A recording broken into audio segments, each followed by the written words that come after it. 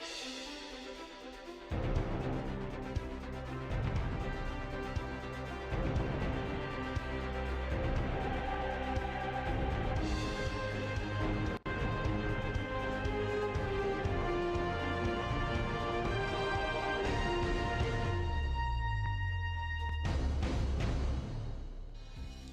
Madagascar, Rajoelina et Ravalomanana sont officiellement qualifiés pour le second tour de la présidentielle. Un scrutin qui devra départager le mois prochain les deux anciens présidents malgaches. Les résultats définitifs ont été proclamés ce 28 novembre 2018 par la Cour constitutionnelle. Aucun des 36 candidats en lice le 7 novembre n'a obtenu les 50 voix requis pour être élu dès le premier tour. André Rajoelina est arrivé en tête avec 39,23% des suffrages devant Marc Ravalomanana qui a eu 35,35% des voix. Le second tour de cette présidentielle est prévu pour le 19 décembre prochain. Au Togo, les présidents Faure Gnassingbé et Patrice Talon ont co-présidé ce 27 novembre 2018 à Lomé un sommet sur l'examen de la situation de la communauté électrique du Bénin. Ce sommet qui entre dans le cadre des activités marquant la célébration du 50e anniversaire de la communauté électrique du Bénin s'est déroulé à huis clos avant d'être élargi aux délégations des deux pays.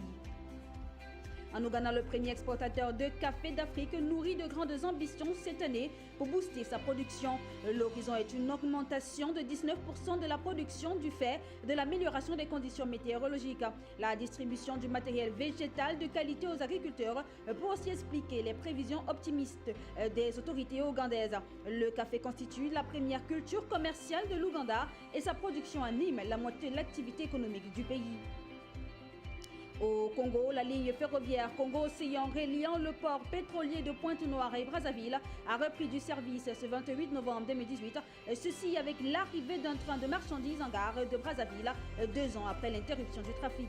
Selon les autorités, le trafic voyageur quant à lui doit reprendre en début du mois de décembre. Sur cet axe économique vital de 500 km, le trafic était suspendu depuis mi-2016 en raison des combats dans la région du pôle entre les forces régulières et les rebelles du pasteur Toumi. Au Nigeria, le président Muhammadu Buhari était à Maïdougouri ce 28 novembre 2018. Ceci aux avant-postes de la guerre contre Boko Haram dans le nord-est du Nigeria, où les attaques d'envergure contre l'armée se sont multipliées ces derniers mois. Alors qu'il briguera un second mandat à la présidentielle de février 2019, son bilan sécuritaire a aujourd'hui très critiqué. L'opposition dénonce le manque de soutien du gouvernement à des troupes épuisées et sous-équipées. Au Brésil, le pays renonce à la COP25, la conférence des Nations Unies sur les changements climatiques prévue en 2019. Cette décision du président élu d'extrême droite Jair Bolsonaro intervient à quelques jours du début de la COP24 en Pologne. Officiellement prise pour des raisons budgétaires, cette décision accroît le fossé entre défenseurs de la planète et les climato-sceptiques. En Géorgie, Salomé Zourabichvili a été élue présidente du pays. Les récents changements constitutionnels ont rendu ce poste symbolique avant tout, mais ces élections étaient un test pour le parti au pouvoir, rêve géorgien ainsi que pour la démocratie en elle-même dans cette ancienne république soviétique du Caucase.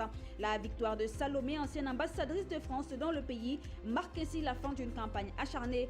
C'est le respect des règles démocratiques qu'ont surveillé de près l'Union européenne et l'OTAN, deux organisations que le petit pays du Caucase aimerait intégrer.